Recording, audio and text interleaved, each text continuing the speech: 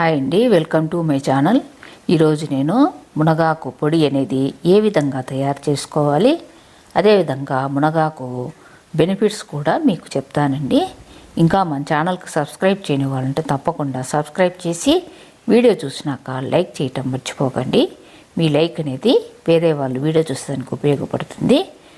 నేను ముందుగా ఒక 2 కట్టలు మునగాకుని తీసుకునేసి ఈ విధంగా శుభ్రంగా ఉల్చుకునేసి లేత కాడలున్నా కూడా వాటిని కూడా వేసుకున్నానండి.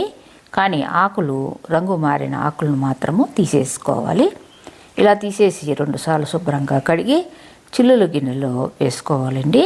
ఎందుకంటే మునగాకులో ఉండే తడి అనేది మనకు ఒక 10 నిమిషాలు పక్కన పెట్టేసినామంటే వాటర్ అంతా కూడా నీట్గా పోతుందండి. తర్వాత కాటన్ క్లాత్ తీసుకునేసి ఫ్యాన్ గాలికే మనము ఈ మునగాకును పలుచగా ఆరబెట్టి తర్వాత మనము ఫ్యాన్ గాలికే ఆరబెట్టాలండి. ఎప్పుడు కానీ ఎండలో పెట్టకూడదు. ఈ మునగాకులో calcium, vitamin C, B complex ఉన్నాయండి. ఫైబర్ అనేది ఎక్కువగా ఉంటుంది. ఐరన్, ఫోలిక్ యాసిడ్ కూడా ఉన్నాయి. ఈ మునగాకును మనము డైలీ ఏదో ఒక రూపంలో తీసుకోవటం వలన బీపీ, షుగరు ఇవన్నీ కూడా కంట్రోల్ చేస్తాయండి. దీంట్లో మునగాకులో రెసిస్టెన్స్ పవర్ కూడా ఎక్కువగా ఉంటుంది. కడుపులోని ఇన్ఫెక్షన్స్ కూడా తగ్గిస్తుందండి.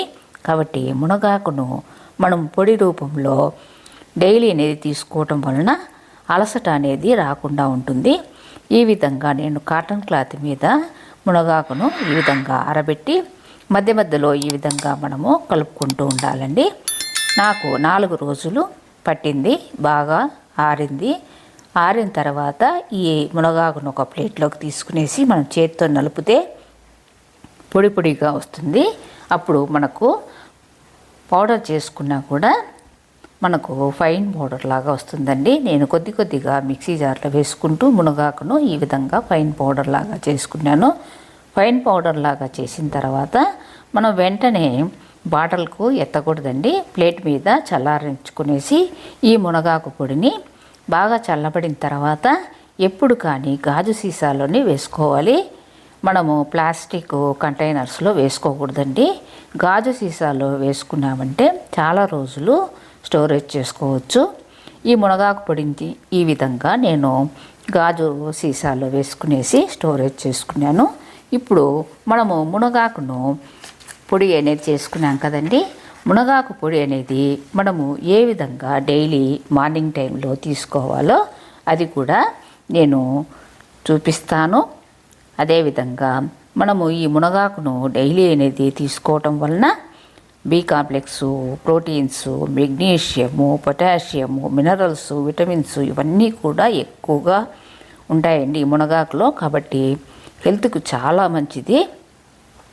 300 పైగా వ్యాధులను కూడా ఇది నయం చేస్తుందండి ఈ మునగాకు. నేను గోరెచ్చని నీళ్ళు తీసుకునేసి ఒక గ్లాసులో ఒక హాఫ్ గ్లాస్ తీసుకున్నానండి. తర్వాత మనము మునగాకు పొడి అనేది మొదట అంటే మనము తాగేది అలవాటు ఉండదు కదండి, చేదు కూడా ఉంటుంది మునగాకు పొడి. కాబట్టి 1/4 స్పూను మునగాకు పొడి వేసుకునేసి ఈ నీళ్ళు అనేది వేడి చేసి తర్వాత ఒక హాఫ్ గ్లాసులో వాటర్లో 1/4 స్పూను మునగాకు పొడి వేసుకుని స్పూన్తో బాగా కలుపుకోవాలండి. కానీ మునగాకు పొడి అనేది కలవదు. ఇలాగ స్పూన్తో కలుపుకునేసి మూత పెట్టేసి 2 నిమిషాలు పక్కన పెట్టేస్తే ఈ విధంగా మునగాకు పొడి అనేది నీళ్ళల్లో కలుస్తుంది.